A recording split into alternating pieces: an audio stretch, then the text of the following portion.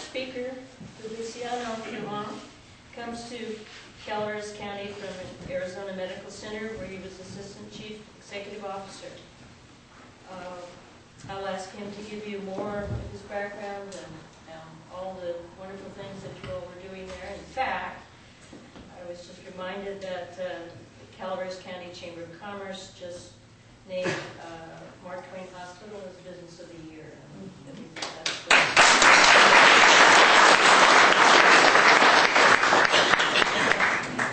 Thank you. I want to thank everyone for this wonderful opportunity to come out tonight and to be a part of the community and come out and share all the wonderful things that are happening at Mark Twain St. Joseph's. One of the things that I'm always reminded of as I go about the community is talking to everyone. People always ask me, what type of hospital do we actually have? And the simple answer to that is, it's your hospital. It's a community hospital. It's a hospital that belongs to everyone who resides here in our county, anybody who comes to our community, anybody who's a guest, a visitor, or a friend. This is your hospital. And we talk about the many things that are happening in the hospital, and those things happen for the benefit of our neighbors and our friends, the community that we serve. One of the important things that I've embraced, and since I've arrived here in the county, that I've truly taken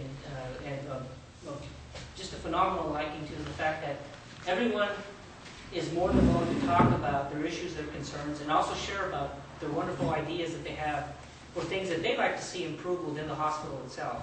And as we've sat down and we've gone through the community and we've spoken to people, we've taken heed to a lot of the issues that they have and have really made it our top priority to start addressing some of these concerns. One of the biggest things that we've focused on, that we've heard about in the community, has been the lack of primary care physicians. And one of the biggest challenges that we face in healthcare today is that most young physicians that are leaving medical school are a little intimidated by coming out into the current economic market that they find out there and hanging their own shingle and starting their own practice.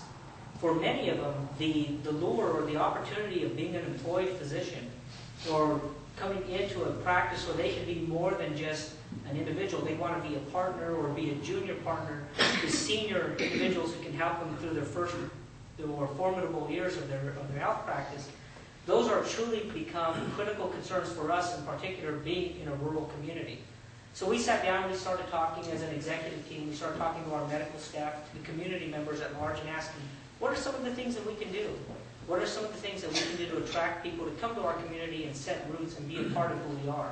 And part of that was talking about the quality of life that we offer here. There truly is a quality of life that we can offer here in Calaveras County that most people can't find anywhere else. And that focus, that is truly the focus that we've been aiming for as we talk to and attempt to attract physicians to our market. Because again, if we can find a physician who wants to come here, somebody who wants to set roots, somebody who's willing to live in Murphy's, Angels Camp, Arnold, Valley Springs, someone who's willing to come to our community, we want to ensure that they're going to be successful. Because again, it's establishing that relationship. And one of the things that I've really enjoyed since my time here in the county has been the fact that people are willing to establish relationships and build and talk with you. One of the interesting things that I find the most is that as I've gone around the community, I've heard both good and bad about the hospital. And it's understandable. Hospital is a living, breathing organism. It's an organization that has many facets about it. But the one thing that we always have to remember is that the hospital is like a gem. It's our gem. It belongs to all of us. It's that little piece of something that is given to you by someone that you want to keep and hang on to. And in particular, when you're sitting down and you do have an issue or a concern, we want to hear that. We want to make sure that those pieces of those topics that you have at the top of your mind, we'd really like to share. As I sit here, I look across the room. It's exciting to see several people that I've had discussions with who have actually been sitting in my office or in front of me who have had concerns. And it's nice to be able to see you here and seeing a smile on your face. And I hope that we've been able to help you resolve those, because again, that's been one of our utmost concerns, is making sure that we address those things and become transparent for the community, so that we show a return on your investment, because you are the investment of our hospital. One of the exciting things that we're looking forward to in the next few years in attracting medical staff to our community is really establishing more of a wide base of specialties and adding additional services to the hospital. It's always exciting to be able to bring a physician who is coming from a larger city like Chicago or New York, and we take him out to the community, we drive him around, and within a matter of hours, you hear two things that they remind you of, and that is, everyone here is so friendly, and the place is beautiful. And that right there is a selling point for us, because that really speaks about the community. Because it's not just not the physical beauty, but also the beauty of the community and the involvement of community that we often find ourselves. And so again, being that we as a community hospital are here to service you, our biggest challenge is attracting those doctors to want to be here. We've used several of our family medical centers as a venue or a vehicle by which to help attract people and bring them to the community. We're also looking at establishing a foundation, a medical foundation, to help us also employ physicians. Because again, most physicians are concerned about the ability to run their own practice, the ability to be able to serve the community appropriately. And the biggest fear for most physicians is that it's developing that entrepreneurial spirit. Most doctors want to become doctors. They want to be physicians. They don't want to have to worry about employing people and going out and establishing a practice and worrying about overhead and cost, because it takes away from the original calling. And so our goal with the foundation and the family medical center model is to alleviate some of those stresses and allow the physicians to actually practice medicine and to be able to practice medicine in a style that will be becoming of our community and that will help them to set roots within anywhere that they settle within our county. One of the exciting things that we're looking at our hospital and taking a look around, and one of the biggest challenges that we put forward for ourselves has been upgrades. And that to me means, an upgrade means a step up from where we were, a step up in quality, a step up in the environment that you're able to come and get your care in. And that is something that's critical, because when the two come together, it's that show, it's that return back to you, the investors, that everything that you see in your community hospital is a return back to each and every one of you, from the quality to the safety to the environmental side. And for those of you who have had the opportunity, I hope not for medical reasons, to have ventured into the hospital, you'll see that there's a lot of renovation going on in the front lobby, a lot of changes that we're putting into place.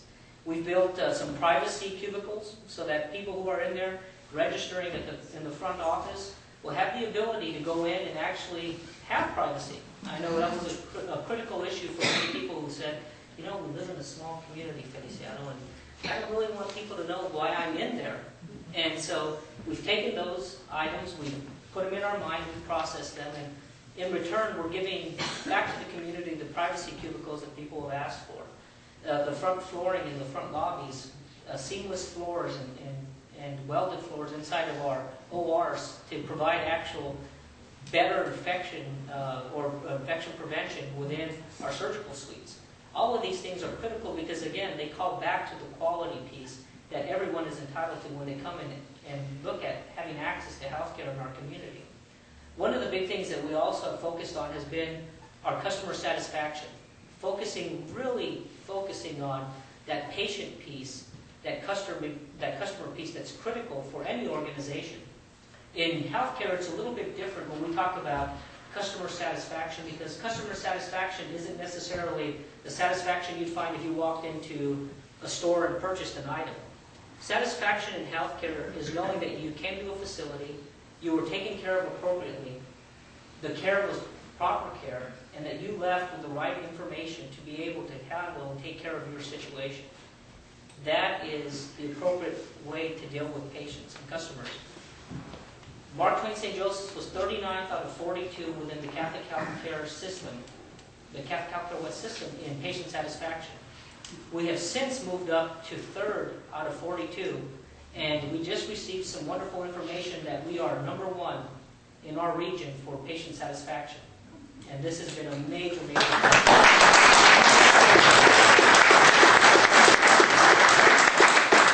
and it's a major push for us because we're here to serve our neighbors and our friends.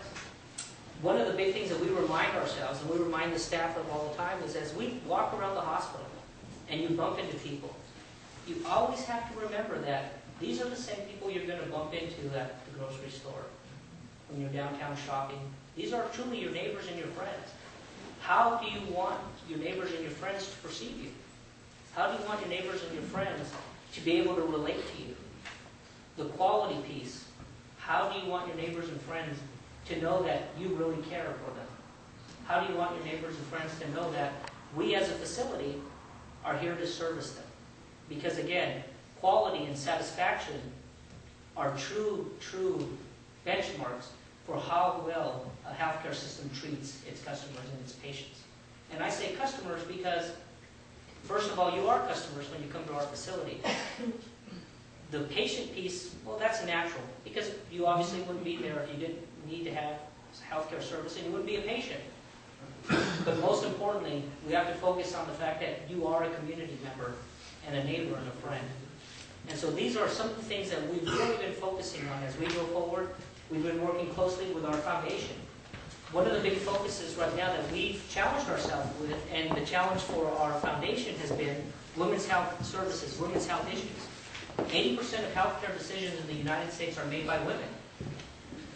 And I know all the men are sitting here going, oh, okay, how many men have been at home sick, and your wife or your mom or your aunt or somebody finally has to coax you to get off the couch and go see a doctor? Raise your hands. You can raise your hands. I know I have. Many a time. Many a time. And so the focus is that women do this for us in our society. Women take that active role. But on the return, it's often women who come into hospitals who have silent heart attacks, women who discover cancer when it may be a little further gone than it should have been. So the focus now is going back and taking care of the women in our community, the women in our lives. And the digital mammography program is really a critical piece of that. It's a cornerstone of women's health care.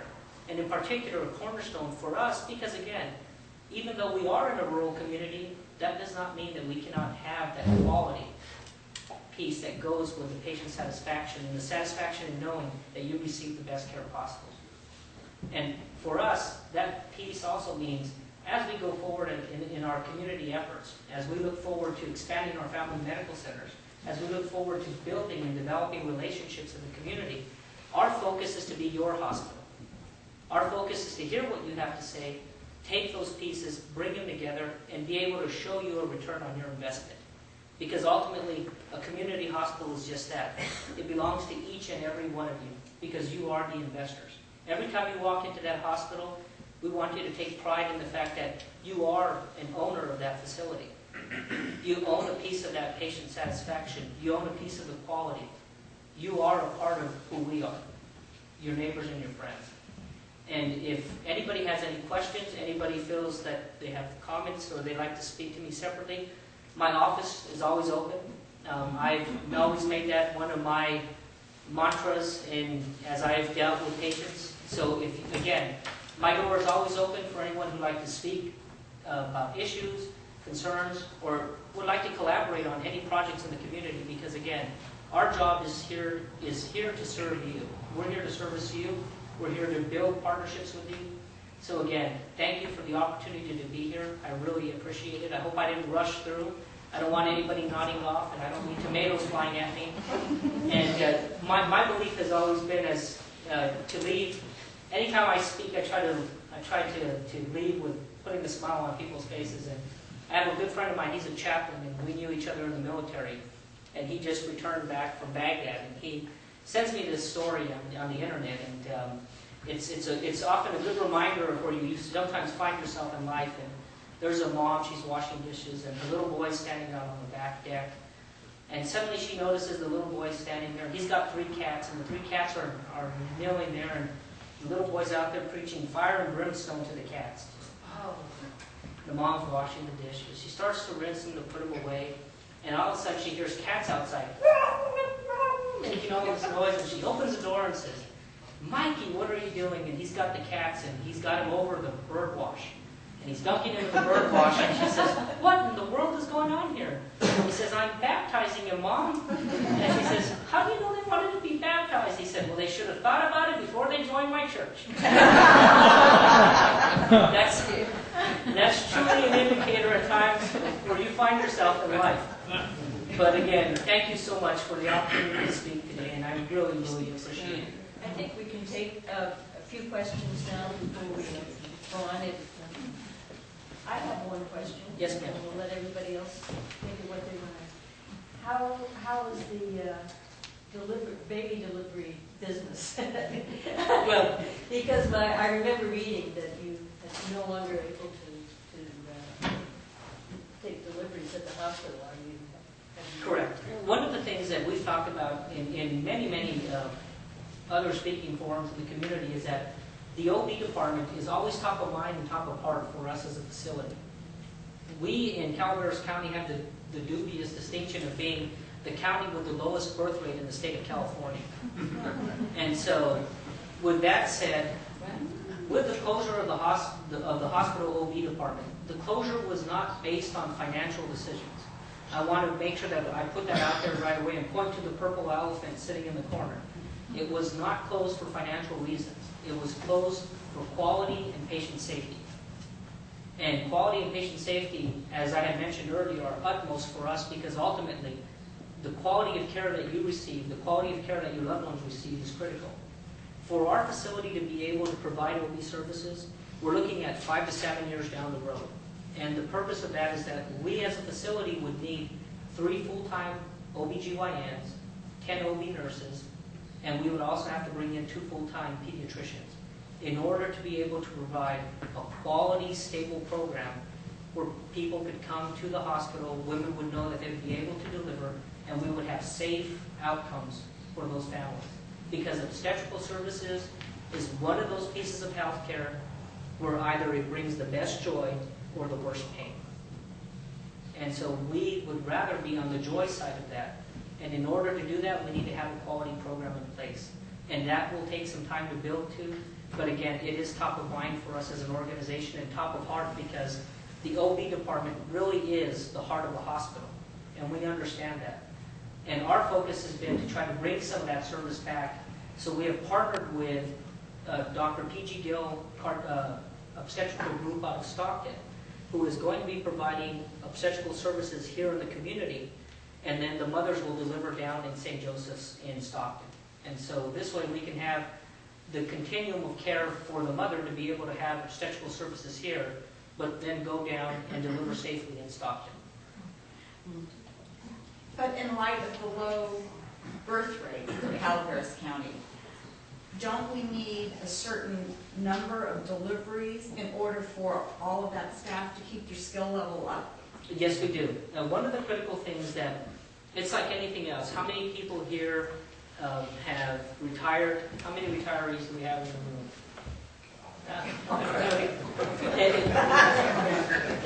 As you've retired and you've gotten a little bit further away from the trades that you practiced throughout your life, have you found that you may have been missing some of those skills a little bit more and more?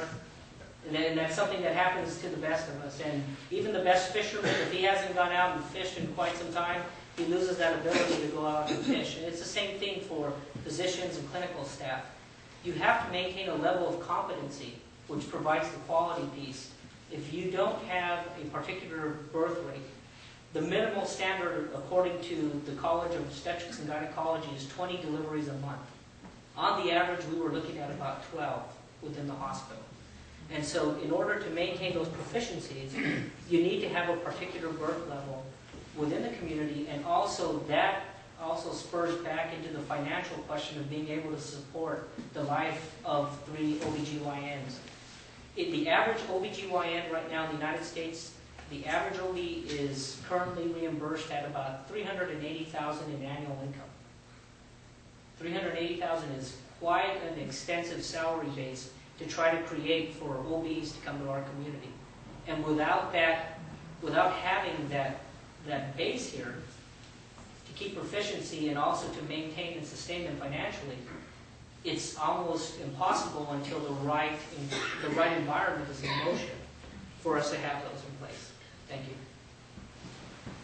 I have one question. What about cardiac services, what services do you provide as far as cardiac?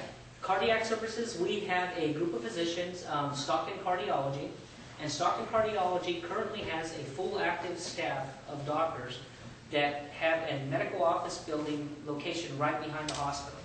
Stockton Cardiology provides echoes, they provide stress tests, they provide evaluations for cardiac and cardiac heart disease, cardiac function tests, other things, so that they can be able to treat and care for patients here locally. For those people who need invasive or interventional procedures, you would still have to go to a larger tertiary center, a larger facility to be seen, simply because, again, the standard of care for a hospital our size, a 48-bed hospital does not have a cath lab or interventional capability, simply because if something were to go wrong, you need to be able to take that patient from the cath lab, and you have, they call it the golden few, or 15 minutes, from the time a catheter is inserted to the time that something has gone wrong, to be able to stop the bleeding and to be able to have them in an open cardiac suite. So we have partnered and have brought in Stockton Cardiology to provide the long-term or the primary care cardiac piece. But if for those people requiring intervention or open heart, you will have to still travel either to Stockton, to Sacramento, or down into the Bay Area. It's simply because of the nature of the size of our facility. I hope I answered your question. You did. Thank you. One other question I have. Yes, ma'am. Outreach, do you do any kind of community outreach from the hospital? Yes, we do. One of the big things that we've focused on in particular is redoubling our community efforts. Being a community hospital, we need to be present in the community. We need to be out there servicing the community and bringing to light some of the concerns and issues that the community has and putting our best foot forward to help work on those projects. One of the things that we've been focused on is development of community preventative health for cardiac disease, diabetes in children, overweight programs for children, and the big focus is cardiac rehab for seniors and older patients. Going out in the community and also developing a cardiopulmonary rehab program for those patients who suffer from pulmonary disease, those patients who have had a stroke or heart attack, who have those problems. We have created several working groups so patients can come to the facility and actually be surrounded by others who are in the same type of situation and be able to build a network for them. And at the same time, the hospital provide them with additional services to help sustain and maintain their lifestyle and their quality of life.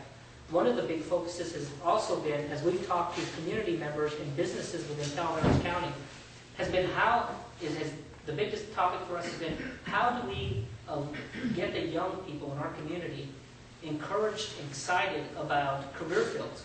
How do we get them excited about going into healthcare? How do we get them excited about going into professional fields so that they can go away to school, and if they choose to come back to Calaveras County, have the ability to come back and sustain a lifestyle and bring a professional edge back to our community?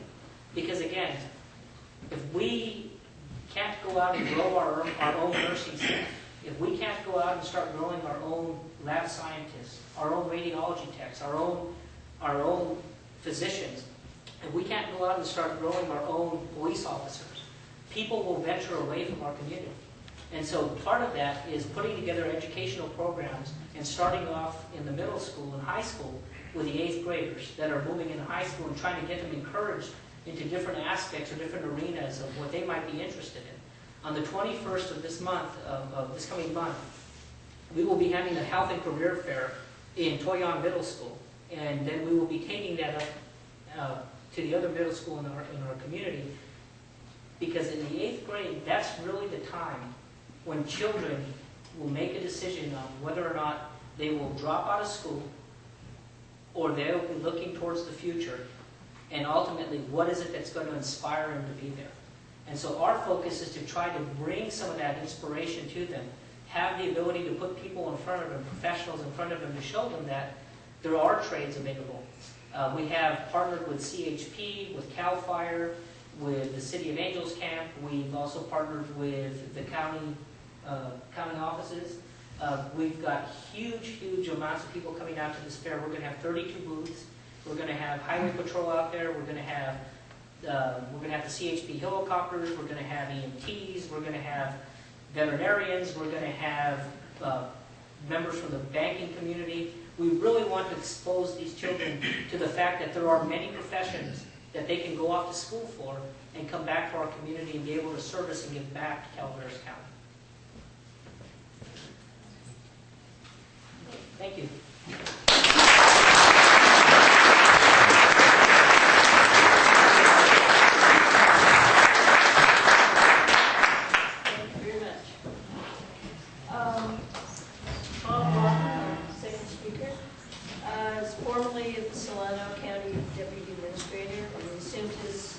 Responsibilities as the Calaveras County Administrative Officer on January 22nd. I'm very glad to have you and tell us a little about your background and also what you see coming up, both good and bad for the county. Thanks very much. It's a pleasure to be here tonight. I will say I closed pretty quickly on a house after I found out that I'd gotten a job here, and we ended up finding a place in Valley Springs. And I hope you won't hold that against me. So I went to, before I left Solano County had recruited away from Calaveras Ag Commissioner Jerry Howard. I don't know if folks here in the room know Jerry at all, but we were pretty happy to have him up there. And Jerry happened to be retiring about the same time as I was leaving Solano to come here. At his retirement party, I met quite a few people from Calaveras who'd come up to visit. And so, the inevitable question, so, are you excited? Yes. Where are you going to live? Well, we're going to be in Valley Springs. And there was the person I was speaking to was just so disappointed. And she said, well, I wanted you to come to Murphy's. and I said, well, Valley Springs is cool. Yeah, but Murphy's is where all the cool people live. So I can see that Mary was absolutely right. And it's nice to be with everybody here this evening.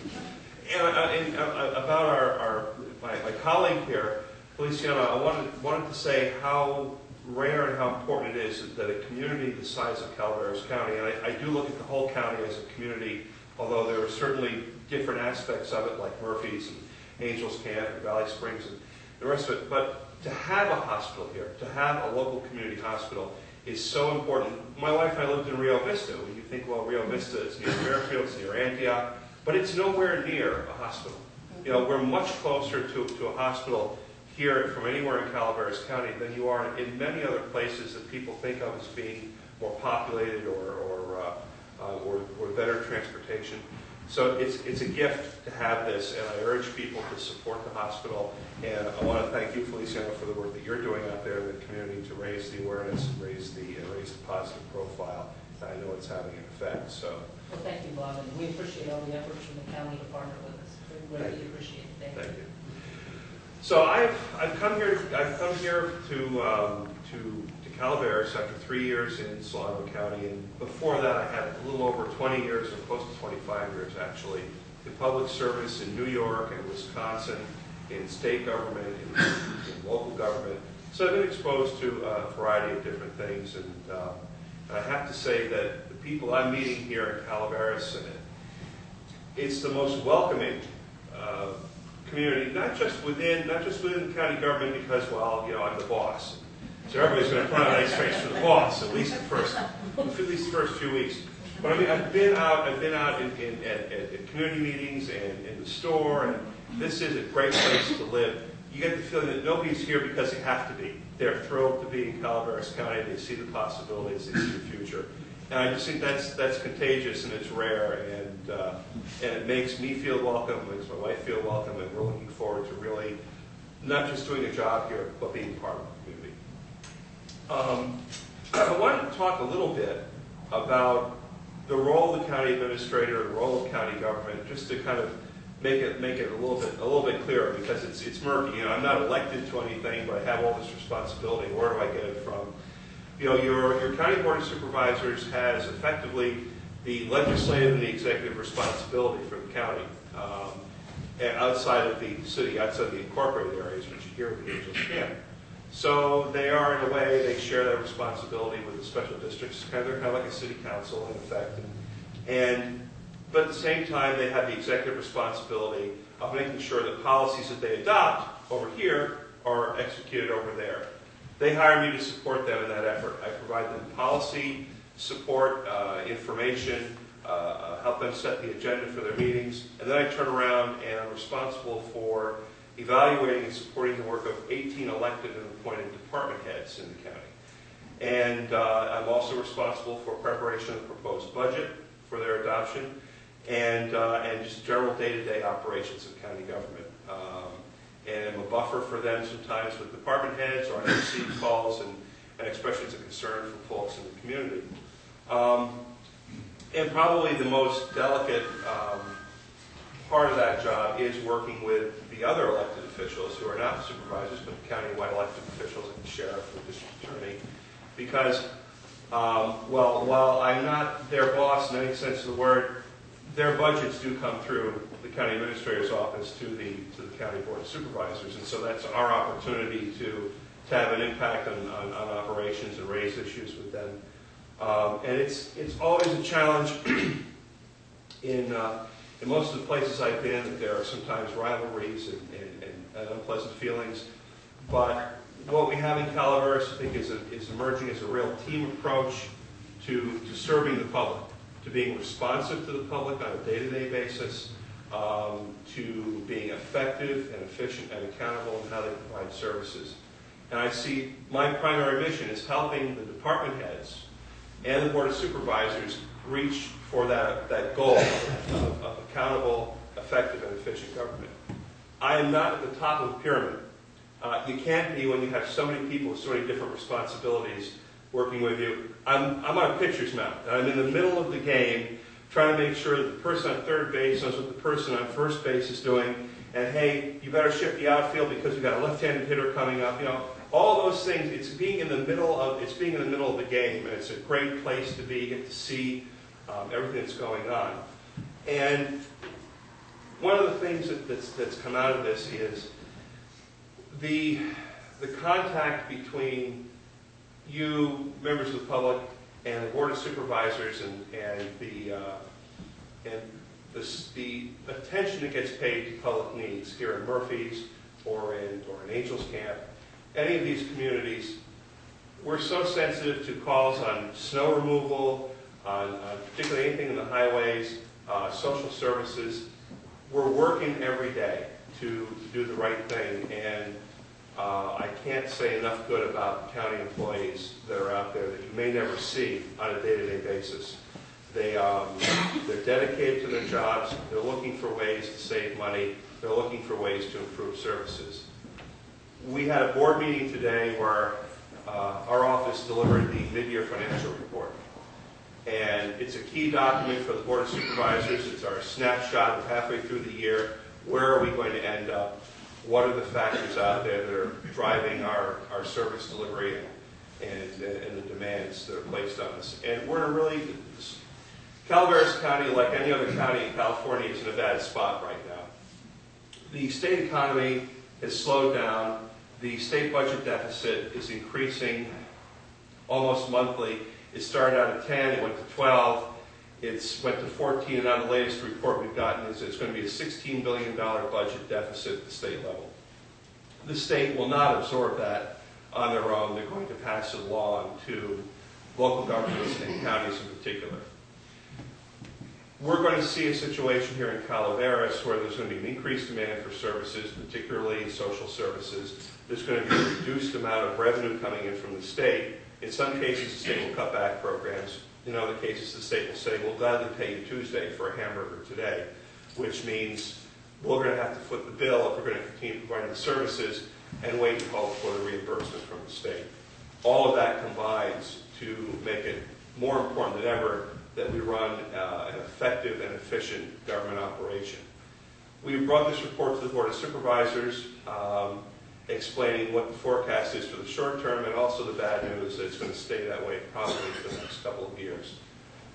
The board has sent the county administrator staff back to work with department heads to find ways to meet the challenges without cutting the services that you all rely on, in many cases directly, and to find ways to have the departments work together more closely, to find alliances with groups in the community, to seek ways to combine their efforts with other counties perhaps, or other governmental agencies.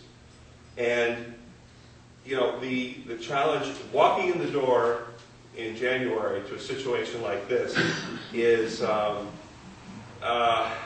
well, it's what I signed up for, and I'm glad to have the opportunity. But it's a time like this when we are faced with the need to provide effective government, more so than ever. That is county government doing what it says it's going to do? Do our programs, do our staff, do they carry out the goals that the board has set?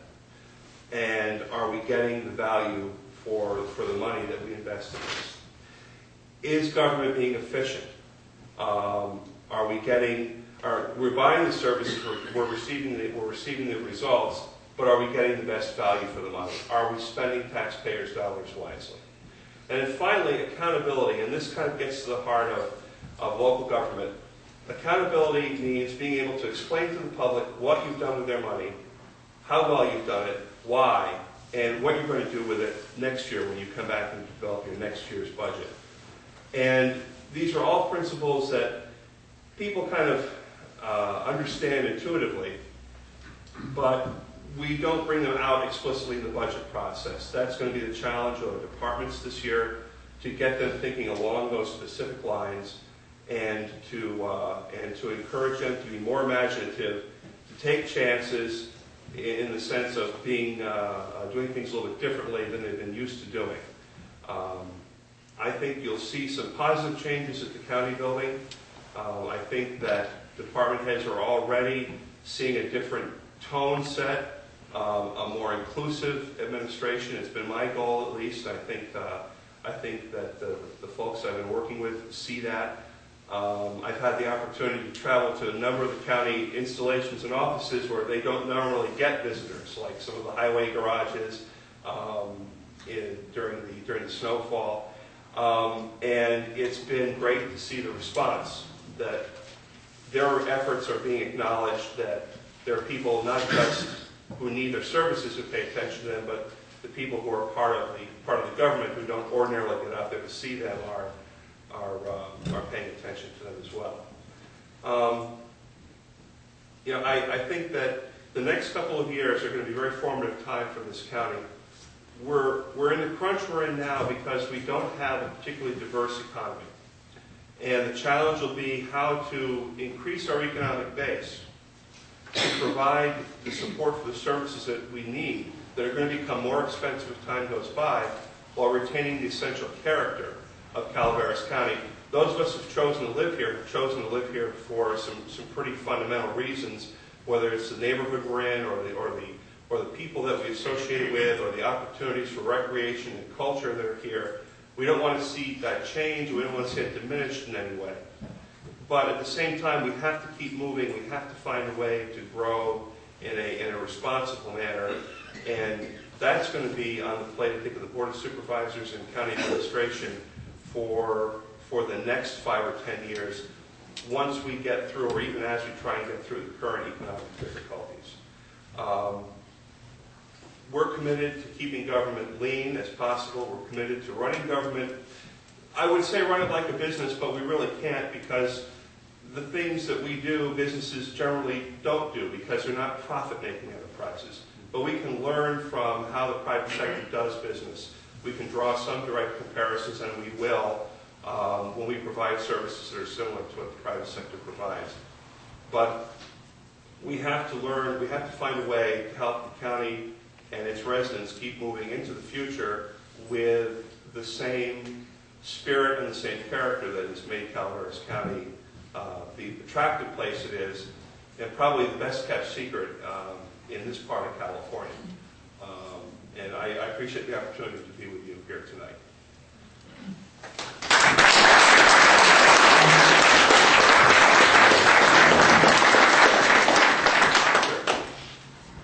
In your work in the other states, I don't know how those positions allow you to get familiar with their tax structure, but as I've gotten more familiar over the last few months studying the general plan and how counties drive revenue, obviously sales tax is a biggie. Is California's structure of how they fund counties similar to places like Wisconsin and New York? California is unique, and Proposition 13 saw to that. Good, bad, good, bad, or indifferent. In other counties, in other states, you would see at the time the budget was adopted, you see an article in the newspaper, county raises tax rates 25%, because the county in those states, the county generates its own revenue through the sales tax, which is fixed, but also through the real estate, through the property tax, where they set their own rates every year. So the kind of situation that we had in California that led up to Proposition 13 still goes on in other states. And the counties would say, okay, this is what we want to do. This is the money we're getting. This is what we choose to do. This is what we want to do. This is the money we're receiving from the state. This is the money we're receiving from the federal government. This is what we've got to make up. Okay, lay that across the your tax base. That's what the new levy is, and congratulations, your property taxes just went up. So the only control there, the control there is essentially the brake on it is political. And I will tell you this, I prefer, while the pockets are a lot deeper in other states, I prefer the California system because we have a much better sense as local government going in what the revenues will be, or what revenues are available to us. And I in a non-political sense, the question becomes one of redistribution inside the county. What departments, what general fund departments are able to do what priorities are set inside there, rather than having to waste a lot of energy on justifying a 25% tax increase. And I don't want to say waste a lot of energy, but that's a lot of pulling and hauling that has to get done. And I'd rather see government, local government, spend their time focusing on how do you best provide services, rather than how do you explain your need for more cash. So it's a fundamentally different approach here in California. More accountability, perhaps, to run it efficiently? Or? I think there's certainly, when you can't reach for a tax increase as your first resort, it's certainly going to make things more efficient. And I think in the long run, it probably contributes to economic development in the state because you have a stable tax system. If I'm bringing a corporation in that requires a lot of capital investment, if I'm located in New York or New Jersey or Pennsylvania, I'm kind of subject year to year to the whim of whatever local government I happen to cite myself in. Whereas here in California, you've got a stable tax system. It's relatively predictable. There are, of course, going to be issues with services that are provided, but from the business side, I think it's got to be more attractive. Thank you. Well, yes. Everyone is talking about diversifying the economy, but what really can the county do to encourage that? Well, that's a fair question, and to some extent, you have to look at what's the free market want to do. On the other hand, the Board of Supervisors is convening a study session in the next couple of weeks on economic development in the county, and that can be a first step toward some sense of a cooperative strategy among the different economic actors in the county and the governmental entities. What can we do to make sure that people are aware of the benefits of being here in Calaveras County? What incentives may be offered either privately or publicly for businesses to increase or retain or relocate here? One of the issues that came up at today's board meeting is the notion of increased broadband access in areas of the county that don't currently have it, and there's a grant program available under which we're cooperating with other counties to help define the need for broadband and the means by which it could be provided, and offer that as an opening for private companies to come in using some funds that are available as a result of the PAC Bell, not PAC Bell, but the Verizon and MCI combination, that they can use those, they can access those subsidies to offer that service. And that's a key to opening the door for I would call low impact development in the county that doesn't require trucks rumbling through or lots of new brick and mortar, but the commerce in ideas and the commerce in intellectual property, that again, if somebody works, we talk about telemedicine. You can have physicians working here and reading X-rays in other places. You can improve access for folks here to resources in cities like New York and Los Angeles and San Francisco.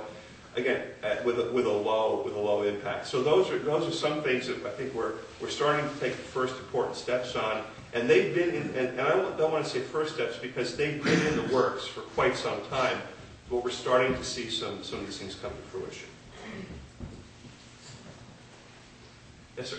Two questions. As far as diversifying the economy, one of the issues as far as economic revenue is, even though those are all great ideas, broadband access, that's not, I don't know if that'll generate sales tax, which is where the county needs to generate money from if they're not going to levy it on the backs of the homeowners in the county. The other thing is, does our county government have a mechanism to address federal grants, state grants, any grants that can make enterprise zones that will make brick and mortar retail tax places available to be coming into our county that won't have that much negative influence? Take the first part of your question. In a way, it's going to be difficult for us to get the second part of your question, which would be the brick and mortar and the retail, without that broadband access. I mean, I don't want to say it's the be all and end all, but it's part of the infrastructure that we need to attract. That we need to have in place if we're going to attract businesses. And the whole issue of broadband access may be a few years out in terms of ultimately being made operational, but the sooner we start, the sooner it becomes a reality. I honestly can't say, I haven't had the time here to be able to comment intelligently on the enterprise zone part of your question, so I'm going to have to say, I'm going to have to look into that. If you'd like to speak to me later, I'll get back to you and be able to respond a little bit more fully. So I apologize for that. Do you think the development of the general plan will be hurt by the budget problems here coming up? I don't think that's going to be an impediment to completing the general plan. I mean, we're committed to the timetable, and I don't think that there's any contemplation of changing that because of this. Money is in place. Yeah, I won't say money's no object, but we are. Yes.